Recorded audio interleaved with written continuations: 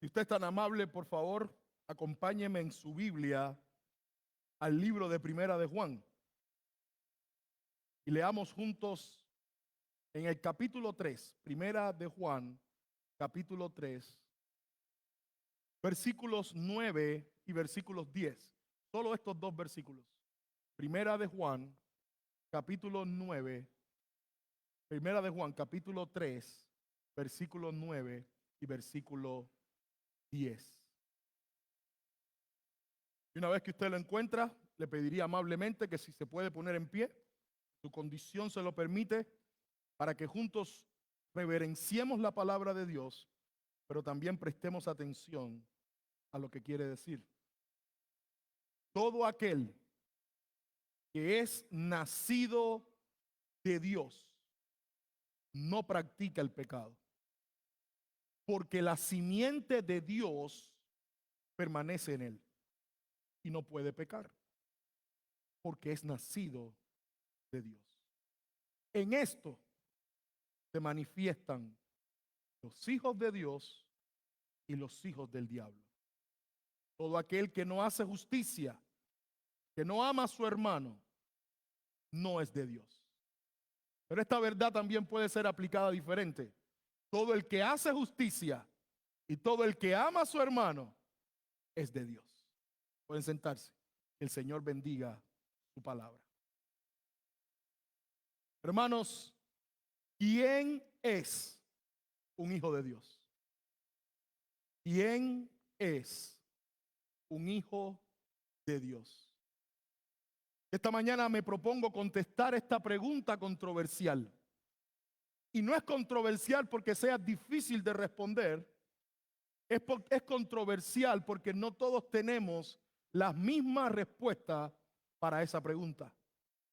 Cada una de las respuestas que se pueden dar a esta pregunta, ¿quién es un hijo de Dios?, refleja mucho del punto de vista de la persona.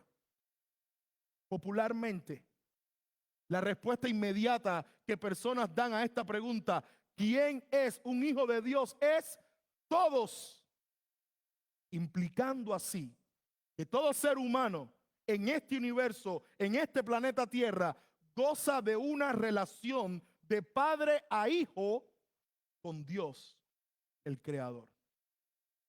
La pregunta es si eso es lo que la Biblia confirma. La pregunta es si eso es lo que la Biblia aprueba. Ahora, esta pregunta, ¿quién es un hijo de Dios?, puede tener una connotación personal, puede tener una connotación mucho más específica y particular, y entonces cambia el sentido. ¿Tú eres un hijo de Dios? ¿Cómo lo sabes? ¿Qué te lo asegura? ¿Bajo qué criterios has llegado a esa convicción? Como dije, esta mañana era mi intención estudiar todo el capítulo 3 del Evangelio, del libro de Primera de Juan, y responder en un solo mensaje esta pregunta: ¿quién es un hijo de Dios? Porque eso es lo que hace Primera de Juan capítulo 3, responde la pregunta: ¿quién es un hijo de Dios? Y mientras yo he estado planificando y orando por esta serie, siempre fue mi intención predicar este pasaje completo el día de hoy, desde el versículo 1 hasta el versículo 24, para ver la bendición que es todo lo que Juan está enseñando dentro de este capítulo. Pero debo confesar algo. Mientras he estado estudiando toda la semana, seguía empecinándome: es mejor predicar el capítulo entero, es mejor hacerlo completo. Pero voces del Señor me decían: ¿por qué? ¿Por qué no estudiarlo por partes? ¿Por qué no ver las cosas que Juan va diciendo una por una? Y yo creía que no, creo que es mejor verlo completo. Hoy a las 5:30 de la mañana, mientras estoy retocando el final del mensaje, la voz seguía diciéndome: eres un necio queriendo enseñar todo este capítulo en una sola mañana para que la iglesia no entienda nada. Y para que tengas que meter toda la información lo más rápido que tú puedas, sin dar detalles y explicar todo lo que yo he puesto ahí. Y a las 6 de la mañana, después de pelear media hora en oración, dije: Señor, está bien, Vamos a responder la pregunta en 3 semanas, no en una. Vamos a responder la pregunta parte por parte en este capítulo. Lo bueno de esto es que hay mucho del sermón de la semana que viene que ya estudié esta semana. Y hay mucho de lo que voy a decir la semana que viene que ya tuve que investigar esta semana. Pero es mejor dejarlo para la siguiente semana. Primera de Juan capítulo 3, mi amado hermano, es el porción donde nos encontramos en nuestro estudio de esta carta. Hemos estado estudiando de forma consecutiva esta carta y por eso tenemos muchas ideas de lo que Juan está escribiendo. Y ahora llegamos al capítulo 3. Si te recuerdas, la semana pasada hablamos de los anticristos, hablamos de los creyentes, hablamos de la verdad que ellos tienen que defender y en la que tienen que permanecer. Pero ahora Juan comienza una nueva sección donde su énfasis está en ayudarnos a identificar quiénes son los hijos de Dios. Escuche bien, porque esto es algo asombroso que vamos a aprender en este texto. Que los hijos de Dios se distinguen con claridad de los hijos del diablo. Juan nos ayuda a entender quiénes son los hijos de Dios. Y una de las cosas que aprendemos inmediatamente es que un hijo de Dios se distingue a la legua de un hijo del diablo. La frase hijos de Dios aparece 3 veces en esta sección. La frase hijos del diablo, una. Pero todo el pasaje, escuche bien, es un contraste entre los hijos de Dios y los hijos del diablo, para que podamos distinguir a uno de los otros. Era de Juan, capítulo 3, responde esta pregunta controversial. ¿Quién es un hijo de Dios? Y te ayuda en lo personal a saber si yo, somos un hijo de Dios. Hermanos, el deseo de mi corazón de verdad, mientras he estado estudiando este pasaje, mientras he estado orando por los que van a escuchar, porque como no sé quién va a llegar el domingo, pues oro por los que van a llegar, es que nosotros podamos tener los criterios bíblicos para responder esta pregunta, para saber quién es un verdadero hijo de Dios, pero que al mismo tiempo podamos confirmar nuestro corazón si somos hijos de Dios. Pero sabes que hay un propósito más. Si tú tratas de examinar tu corazón a la luz de lo que este texto enseña y encuentras que no eres un hijo de Dios, yo también tengo un propósito para ti, que puedas saber cómo puedes llegar a serlo. Que puedas saber cómo puedes llegar a convertirte en tu vida en un hijo de Dios. Hermanos, hay 3 criterios principales que Juan utiliza en este pasaje, en este texto, para ayudarnos a entender quién es un hijo de Dios y distinguirlo, diferenciarlo de los hijos del diablo. Por eso leí el versículo 9 y el versículo 10, porque es como el centro de todo, el corazón de todo este capítulo, en donde Juan expone de forma resumida sus 3 criterios. Para beneficio de todos, voy a leer de nuevo el texto y voy a mencionar los 3 criterios, aunque en esta mañana solo empezaremos a estudiar el primero. La próxima semana estudiaremos el segundo. Y la última semana de noviembre, el 30 de noviembre, estudiaremos el tercero. 3 criterios para distinguir, para conocer, para entender quién es un hijo de Dios. Leo para ustedes versículo 9 y versículo 10. Todo aquel que es nacido de Dios no practica el pecado, porque la simiente de Dios permanece en él y no puede pecar, porque es nacido de Dios. En esto se manifiestan los hijos de Dios y los hijos del diablo. Todo aquel que no hace justicia y que no ama a su hermano no es de Dios. 3 criterios. En primer lugar, un hijo de Dios es alguien que ha nacido de Dios. En el texto claramente. Segundo criterio, un hijo de Dios es alguien que practica la justicia. Y tercer criterio, un hijo de Dios es alguien que ama a su hermano. El texto lo dice simplemente.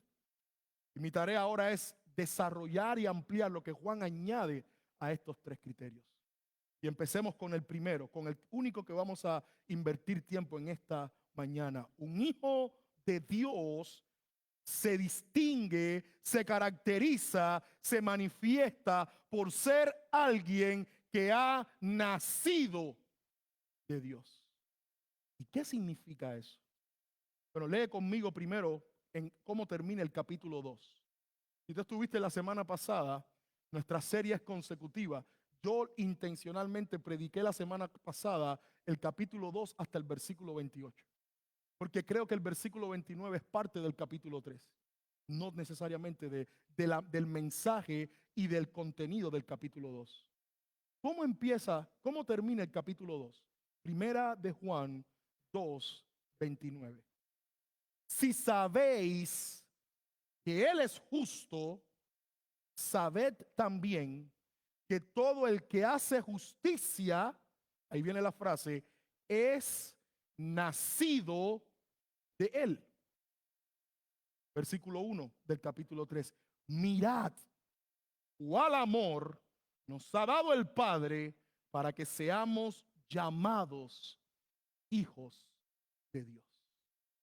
Hermanos, esta frase que aparece dos veces, capítulo 2, verso 29, capítulo 3, versículo 9, nacido de Dios. ¿Sabes cómo se puede traducir también literalmente del idioma original, del griego? Engendrado por Dios. La idea es que los hijos de Dios han sido engendrados espiritualmente por Dios. Como un padre físico engendra sus propios hijos. Y esa idea no es muy ilógica, porque nosotros la escuchamos también en el Evangelio de Juan.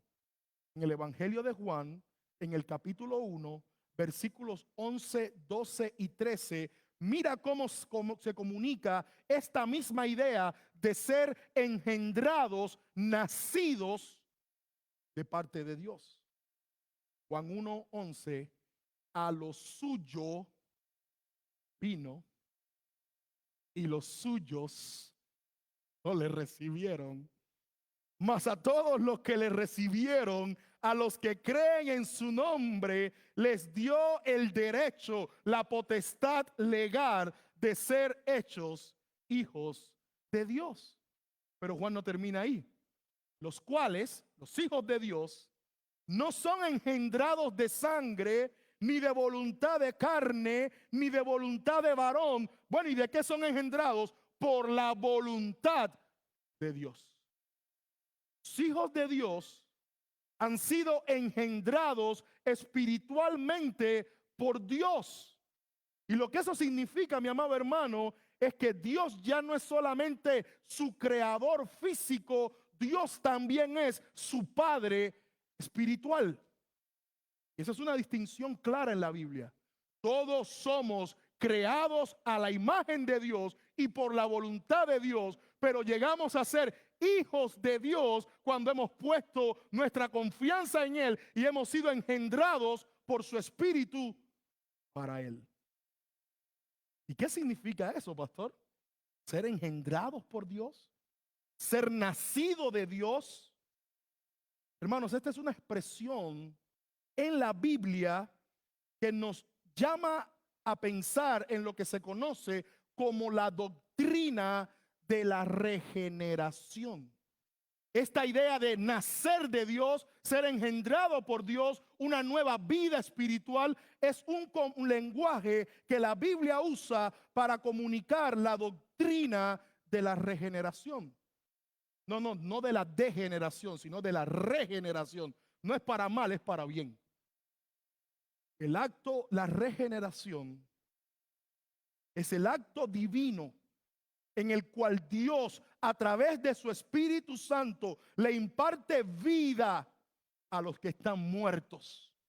Vida espiritual a los que están muertos espiritualmente, provocando ahora en ellos, ¿qué cosa? Un cambio radical, una transformación total. La regeneración, que es una obra de Dios en el corazón, es evidenciada por un cambio radical en la exterior. El lenguaje bíblico, para describir este acto de regeneración, comunicando las ideas de cambio y de transformación, lo dice de esta manera: los que han sido regenerados por el Espíritu Santo, los que han nacido de Dios y son sus hijos, ellos han experimentado una nueva vida. Ellos han recibido un nuevo corazón. Ellos son ante el mundo y para Dios una nueva criatura. Así es como la Biblia comunica este lenguaje de cambio radical, de transformación total en los que han experimentado ¿qué? La regeneración del Espíritu Santo en el corazón. Pablo nos confirma eso. Y en 2 Corintios capítulo 5, versículo 17, escucha lo que Pablo dice: pensando en aquellos que ahora están en una nueva relación con Cristo por medio de la regeneración. De modo que si alguno está en Cristo, si alguno ha puesto la fe en Él, si alguno ha nacido para ahora ser parte de la familia de Él, si alguno tiene una comunión con Él, ¿qué pasa con ellos? Nueva criatura es. Ellos que han experimentado la regeneración, ellos que han experimentado el nuevo nacimiento, ellos que han experimentado la comunión con Dios, son una nueva criatura. Literalmente son una nueva creación de Dios en este mundo. ¿Qué significa eso en la práctica? Que las cosas viejas pasaron y que ahora todas son hechas nuevas. Que mi vida es nueva. El enfoque de mi vida es nuevo, la intención de mi vida es nueva, la motivación de mi vida es nueva, los valores de mi vida son nuevos por la nueva relación que tengo con Dios a través de su Espíritu Santo. ¿Qué es esto también de nacer de Dios? Pues tenemos que recordar las palabras de Jesús. Jesús es uno de los que más nos ayuda a entender esta doctrina, esta experiencia de la regeneración, cuando Él tiene una conversación en el Evangelio de Juan con el principal maestro de la sinagoga de Israel. En Juan capítulo 3, la Biblia nos registra esa conversación privada, esa conversación a solas, esa conversación no pública, solitaria entre Nicodemo y Jesús. Y aunque la intención de Nicodemo era hablar de muchas cosas, la intención de Jesús era llevarlo a conocer una sola realidad: tienes que nacer de nuevo. Que es otro lenguaje que usa la Biblia para hablar de la regeneración, para hablar del acto de ser engendrados y nacidos en una nueva comunión con Dios. Escuche lo que Jesús le dice a este maestro de la ley en Juan capítulo 3, versículo 3. Respondiendo Jesús le dijo: de cierto te digo, con toda seguridad, sin probabilidad de equivocarme, el que no naciere de nuevo no puede ver el reino de Dios. Está ciego espiritualmente. Jesús en el versículo 5 de esta conversación le añade otro elemento a sus palabras y le dice, respondiendo Jesús: de cierto te digo, el que no naciere de agua y del Espíritu no puede entrar en el reino de Dios. ¿Qué está diciendo Jesús aquí, hermanos? No puedes ver, no puedes entrar. Las palabras de Jesús lo que nos enseñan es que aquellos que no experimentan la regeneración, el nuevo nacimiento, no pueden disfrutar del reino de Dios, mucho menos de su salvación, y no considerarse hijos de Dios. Eso es lo que Jesús dice. No, tú puedes estar en la iglesia sin ver el reino de Dios. Tú puedes estar en este servicio sin entrar en el reino de Dios. Tú puedes venir a cada culto y no ser un hijo de Dios. ¿Qué necesito, pastor? Jesús lo dice: nacer de nuevo. Nacer de nuevo. Eso es lo que primera de Juan 3 nos está diciendo. Los hijos de Dios no son porque vienen a la casa de Dios, es porque han sido engendrados espiritualmente y han nacido por la voluntad de Dios. Y escuche bien, porque algo interesante que debemos observar en las palabras de Jesús en Juan capítulo 3 es que este verbo nacer, nacer de nuevo, está en una voz pasiva. ¿Qué significa eso, pastor? Que no eres tú el que hace posible tu nacimiento. Como el bebé no decide cuándo va a nacer, cómo va a nacer, en dónde va a nacer, tampoco nosotros espiritualmente tomamos esas decisiones. Una voz pasiva implica que la acción es hecha sobre mí, no por mí. Así que Jesús no está diciendo, esfuérzate por nacer de nuevo. Jesús está diciendo, es Dios en su gracia obrando en tu corazón que te hace nacer de nuevo. Es decir, como mismo lo dice en el versículo 8, en la conversación de Juan capítulo 3, Jesús ahora utiliza el viento y nuestra incapacidad de controlarlo para ayudarnos a entender cuán soberano es Dios para hacer nacer de nuevo en su voluntad a los pecadores. El viento sopla, dice Jesús, de donde quiere y oyes su sonido, mas ni sabes de dónde viene ni a dónde va. Así es todo aquel que es nacido del Espíritu. En otras palabras, no se puede controlar. Al menos no yo como ser humano.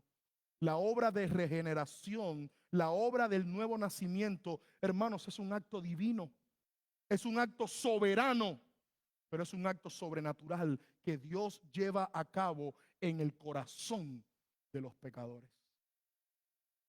Santiago 1:18 nos añade algo a esta idea.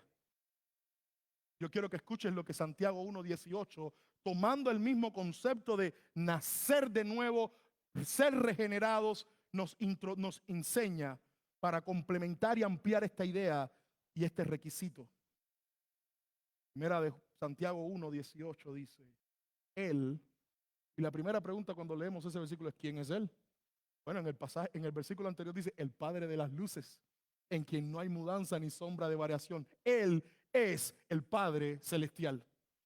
Él, de su voluntad, la de Él, no la tuya, nos hizo nacer.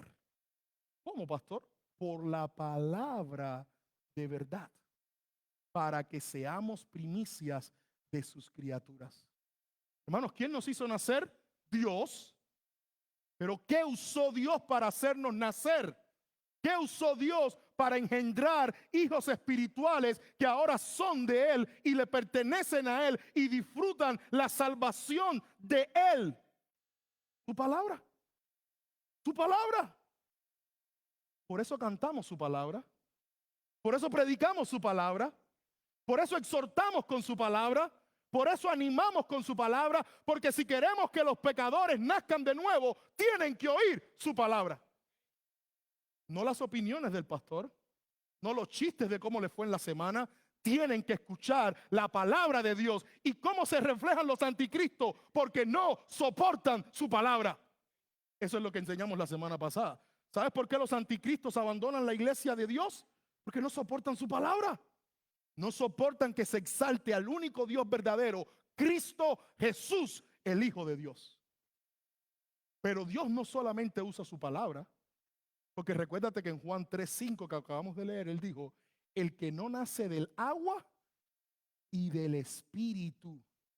En otras palabras, yo debo comunicar su palabra. Y hermanos, cuando la hermana Teresa leyó el pasaje de la mañana, yo dije, Señor, tú me estás diciendo que yo fui sensible a tu voz.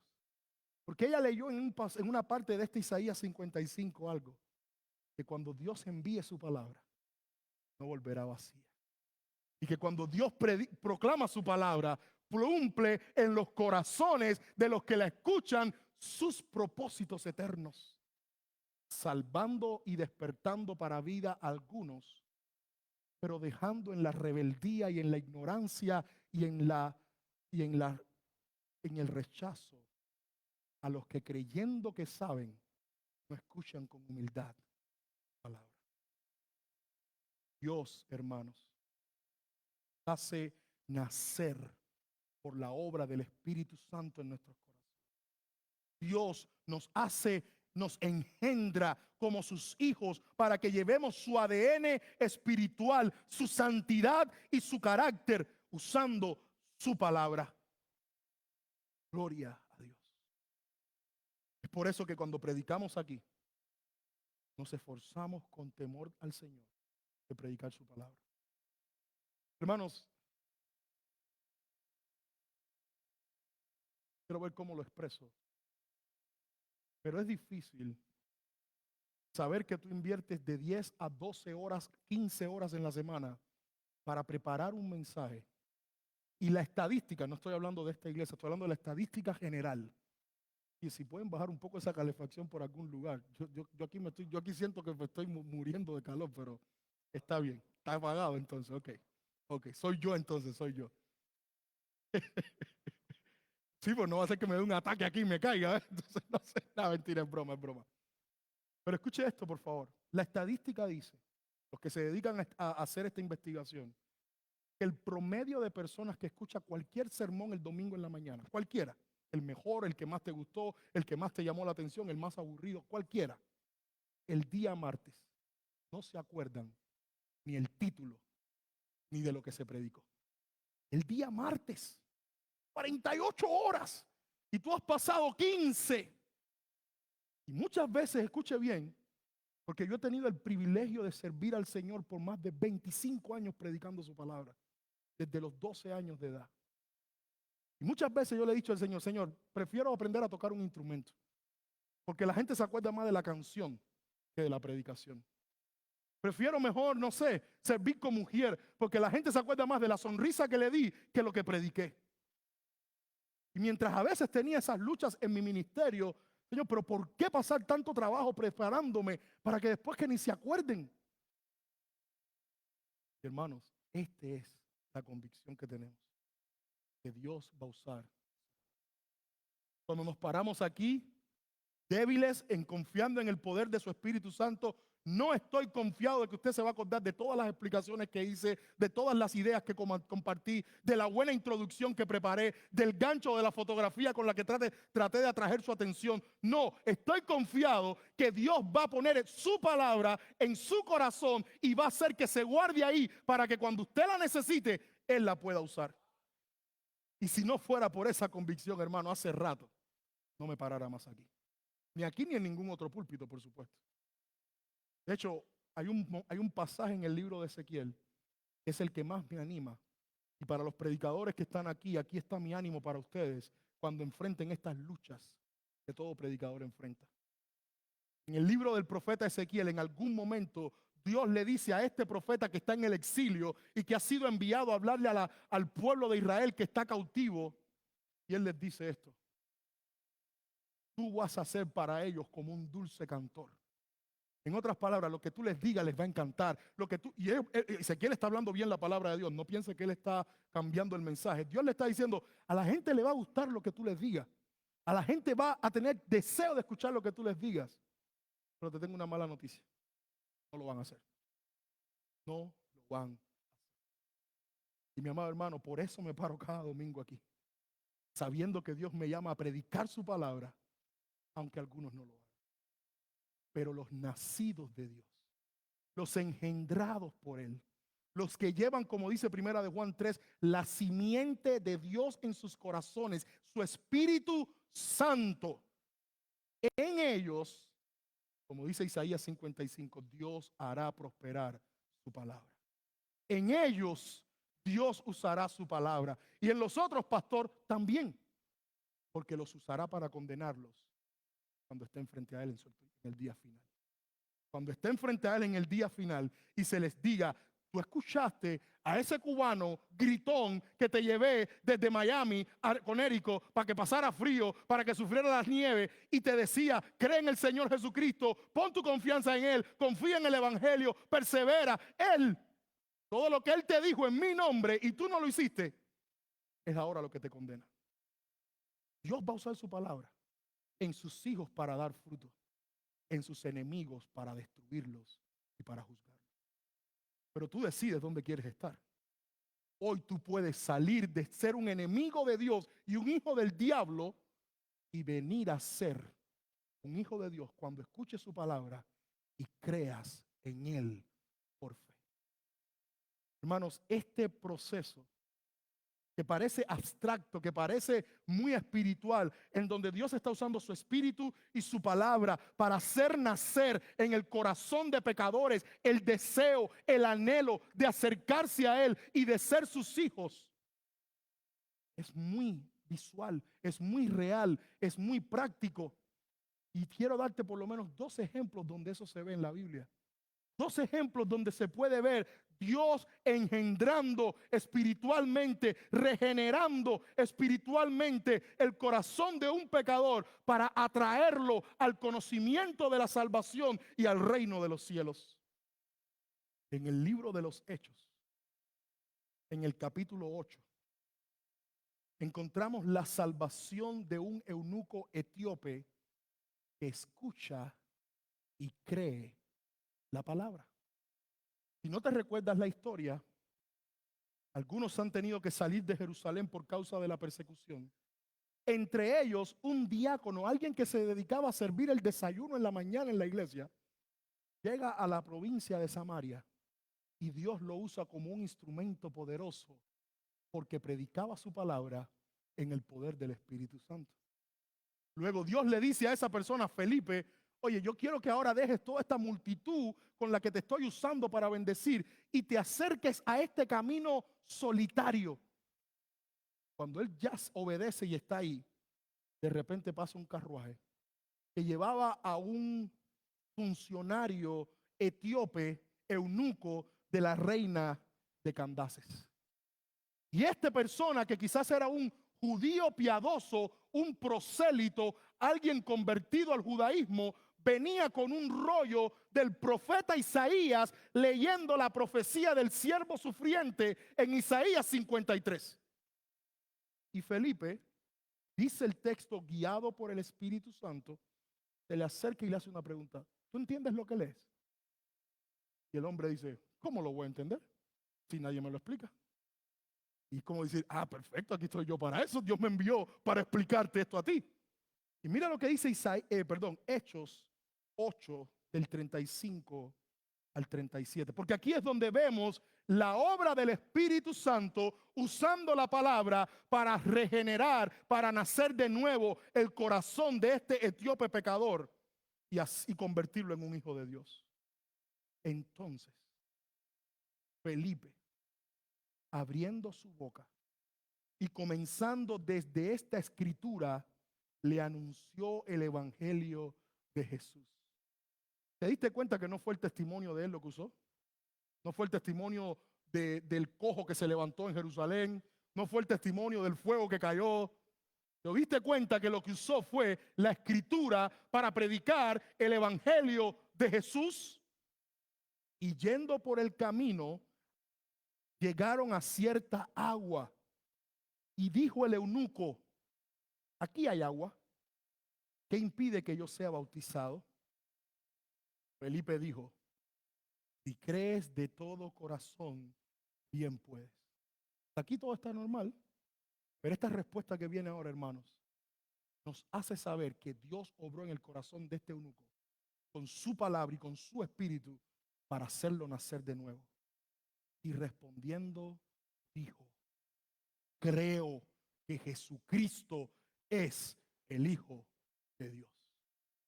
Cuando un pecador escucha la palabra de Dios, que es usada por el Espíritu de Dios para convencerle de su pecado, de su necesidad de salvación, de su condición miserable, de su destino eterno en el infierno como resultado de su vida desobediente, y decide creer, esa es una gracia divina y esa es una obra de regeneración. Esta es la evidencia, creer, de la regeneración. Cuando pecadores creen en el evangelio y se arrepienten, ellos pueden confirmar que han nacido de Dios y que Dios los ha regenerado. Pero hay otro ejemplo precioso en el libro de los Hechos que no quiero que pierdas de vista. Ahora en el capítulo 16.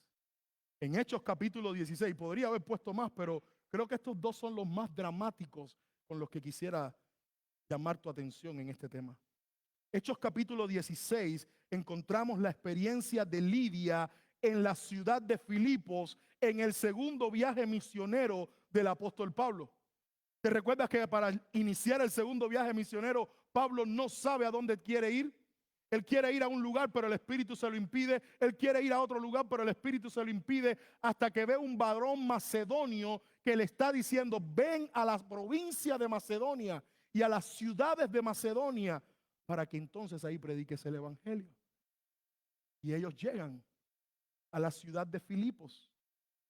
Y es interesante porque la estrategia de Pablo siempre era encontrar una sinagoga para comenzar a compartir con los judíos acerca del evangelio y del mensaje de Jesucristo. Pero cuando tú lees Hechos capítulo 16, dice que no habían sinagoga, y probablemente es porque no habían suficientes hombres judíos, porque había una cantidad de hombres judíos que debían existir para establecer una sinagoga fuera de la ciudad de Jerusalén. Pero había mujeres piadosas, temerosas del Señor, que deseaban agradar a Dios. Y dice Lucas en Hechos 16, del 13 al 14, y un día de reposo salimos fuera de la puerta junto al río donde solía hacerse la oración, y sentándonos hablamos a las mujeres que se habían reunido. Entonces una mujer llamada Lidia, vendedora de púrpura de la ciudad de Tiatira, que adoraba a Dios, estaba oyendo. ¿Qué estaba oyendo? La predicación de la palabra, el compartir del apóstol Pablo acerca de Jesucristo. Pero mira lo que Lucas, inspirado por el Espíritu Santo, nos dice que ocurrió en ese momento. Y el Señor abrió el corazón de ella para que estuviese atenta a lo que Pablo decía. Eso es regeneración. Dios abriendo el corazón de un pecador para que escuche su palabra y responda con fe y con arrepentimiento al mensaje de la salvación. Hermanos, Dios está obrando interiormente para que se produzca la fe y el arrepentimiento exteriormente. Cuando nosotros vemos personas acercarse arrepentidos al Señor, en fe al Señor, deberíamos confiar y pensar que es porque han experimentado en el corazón la obra del Señor. Mis hermanos, estas no son experiencias antiguas de Hechos o del primer siglo. Estas no son experiencias exclusivas de un eunuco, de una vendedora de púrpura. Esta es la realidad de todos los que por gracia y por fe hemos llegado a ser hijos de Dios. Porque a todos nosotros Él nos dio vida cuando estábamos muertos en nuestros delitos y en nuestros pecados. A todos los que hoy dicen que son sus hijos. A todos los que hoy dicen que son sus hijos. Y como fruto de esa vida espiritual que Él produjo en el corazón al escuchar su palabra, nuestros ojos fueron abiertos, nuestra voluntad fue libertada para que ahora podamos creer y arrepentirnos. Escúchame bien, el que no cree y no se arrepiente es porque está esclavo a Satanás, esclavo al pecado. El que cree y se arrepiente es porque ha sido libre y ahora ejercita en esa libertad su fe para creer en Dios. Voy a cerrar con estos dos textos, mis hermanos. Primer requisito, primer criterio que usa Juan en este pasaje para hablarnos acerca de quién es un hijo de Dios, no es que viene a la iglesia, no es que creció en la... Me encanta cuando la gente dice, no, es que yo nací en el evangelio. Bueno, eso es que te convertiste, ¿no? Porque nadie nace en el evangelio porque se crió en la iglesia. El evangelio nace en nosotros cuando nos convertimos. Adolescentes que están aquí, jóvenes que están aquí, la fe de tus papás no te entra en el reino de los cielos. La fe de tu papá que ha puesto en el Señor Jesucristo, la obra de Dios en tu papá, engendrándolo como hijo de Dios, regenerándolo como hijo de Dios, no te garantiza a ti ir al cielo. Estar aquí crecer aquí, vivir aquí, tampoco. Lo que nos hace ver y entrar en el reino de Dios es nacer del agua, nacer por el Espíritu. Es escuchar la palabra de Dios, es creer la palabra de Dios, es arrepentirnos ante la invitación de Dios, es confiar en Dios para nuestra salvación. Un sabio pastor le dijo a mi esposa en una ocasión, por ser una chica que había crecido desde que nació en la iglesia, y creo que es lo mejor que tú puedes escuchar hoy, joven, niño que estás aquí. Dios no tiene nietos. Dios no tiene nietos. Oh, yo soy hijo de Dios porque mi papá es hijo de Dios. No, no, no, no. Dios no tiene nietos. Yo soy hijo de Dios porque por la fe en Él he nacido de nuevo para creer en Él y vivir para Él y seguirlo a Él. Y si no has hecho eso, no eres hijo de Dios. ¿Eres criatura? Sí. ¿Dios te ama? Sí. ¿Dios quiere salvarte? Sí. ¿Dios quiere que vengas a Él? Sí.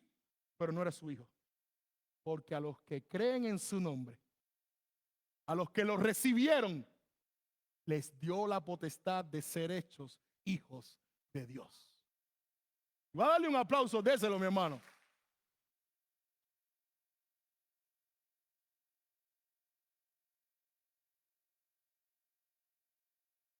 Quiero concluir con este texto, Juan 1:11, con el uno con el que comenzamos. Lo que quiero hacerte pensar en las dos verdades que hay en este texto. Juan 1:11 al 13. A los suyos vino y los suyos no le recibieron. En contraste, más a todos los que le recibieron. ¿Y qué significa esto de recibir? A los que creen en su nombre, les dio potestad de ser hechos hijos de Dios. Los cuales, estos que ahora son hijos de Dios, estos que han creído en su nombre, estos que le han recibido, no son engendrados de sangre, ni de voluntad de carne, ni de voluntad de varón, sino de Dios. Las dos verdades importantes que hay en este versículo es, primero, que los que reciben y creen en su nombre son declarados hijos de Dios. Pero la segunda verdad, que es un poquito más complicada, es, y que nos explica lo que pasó en el versículo anterior, es lo siguiente: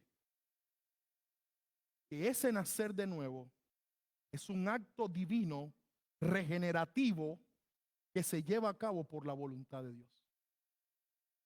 Y tú podrías decir, bueno, pastor, pero entonces, ¿qué debo hacer? Porque si no es la voluntad de Dios regenerarme, y si no es la voluntad de Dios hacerme nacer de nuevo, y si no es la voluntad de Dios que yo sea salvo. No, no, no, eso no es lo que el texto está diciendo. El texto te está explicando cómo esto pasa, pero olvídate de esto y responsabilízate por esto. Si crees en su nombre, y si tú lo recibes, eres salvo. Y si eres salvo, puedes estar seguro que fue por su voluntad. Así que yo te invito esta mañana, si tú estás aquí, que tú pienses en eso. No es tu responsabilidad saber si Dios te escogió o no para salvación. No es tu responsabilidad saber o no si Dios te predestinó para salvación. Es tu responsabilidad escuchar su palabra y creer en Él. Y hoy Él te dice que los que lo reciben y creen en su nombre tienen vida eterna. Yo te pregunto, ¿quieres recibirlo? ¿Quieres creer en su nombre? Entonces tú eres un hijo de Dios. Escúcheme bien, mi amado hermano. Voy a tener dos aplicaciones al final de este mensaje. Voy a dar una primera aplicación para los que están en la iglesia y creen que son hijos de Dios. Tú no has puesto tu confianza en Él, acompañado de una vida evidente. Porque recuerda que este es solo el primer criterio. Faltan dos: practicar la justicia y amar a tu hermano. Si tú no estás pudiendo vivir para Dios, y si tú no estás pudiendo amar como Dios, una de dos: o tú estás muy lejos de Dios, o tú no tienes a Dios. Simple. Porque los que tienen la simiente de Dios en Él, hacen en el poder de Él las cosas que Él les pide: amar la justicia y amar a sus hermanos. Así que para ti que estás en la iglesia por muchos años, por mucho tiempo, con mucho conocimiento, si tú dices que eres nacido de Dios y no vives para Dios, tú no eres de Dios. En esto se manifiestan los hijos de Dios y los hijos del diablo. El que no hace justicia y el que no ama a su hermano, aunque lo diga, aunque tenga su membresía y aunque dé su diezmo, no es de Dios. Y mi invitación para ti es: examina hoy. Examinemos hoy nuestro corazón. Señor, yo sé que un día pasé, yo sé que un día lo hice. Paréntesis aquí. En Hechos capítulo 8, en donde se salva el eunuco, al principio un mago también se salva y se bautiza. Pero la Biblia dice que no creyó de corazón. Así que tú puedes venir aquí y engañar a todo el que está aquí y no creer de corazón. ¿Cómo sabemos que hemos tomado una decisión por Cristo y que fue genuina? Porque después seguimos permaneciendo y viviendo en comunión para la gloria, en el poder y en el deseo de agradar a Cristo. Esa es la evidencia, la permanencia, la perseverancia. Así que a ti que estás aquí y pareciera que tu corazón ama más a este mundo que a tu Dios, yo te invito a que te olvides de los años que llevas aquí, a que te olvides de los tiempos que dices que estás caminando con el Señor y vengas a Él para que Él te haga su hijo. Y vengas a Él para que Él te haga nacer de nuevo. Pero también yo tengo un mensaje para los que están aquí, pero les encanta escuchar la palabra de Dios, les encanta escuchar el mensaje del Evangelio, pero se les olvida que escuchar no salva, es creer. Hermano, escuchar no salva, es creer. Y hoy tú tienes la oportunidad de creer. Hoy tú tienes la oportunidad de creer, en primer lugar, que el cielo es un regalo que se ofrece gratuitamente, que no se compra y que tú no tienes el derecho. Hoy tú tienes la oportunidad de creer que tú eres un pecador y que tú no te puedes salvar a ti mismo y que en tu condición de muerte espiritual y de miseria vas camino al infierno a menos que te arrepientas. Hoy tú tienes la oportunidad de creer que Jesús se hizo hombre y vino a la tierra a vivir una vida perfecta, a morir en la cruz, a tomar tu lugar y a comprar un lugar en el cielo que te ofrece gratuitamente si confías en Él. Hoy tú tienes la oportunidad de poner tu fe en Él, de creer en Él, de aferrarte a Él, no para hoy, no por mañana, sino hasta que Él venga, por siempre. Y si tú puedes creer eso, como el eunuco y como Lidia, Dios te está haciendo nacer de nuevo. Dios te está engendrando como su hijo y tú ahora eres de Él.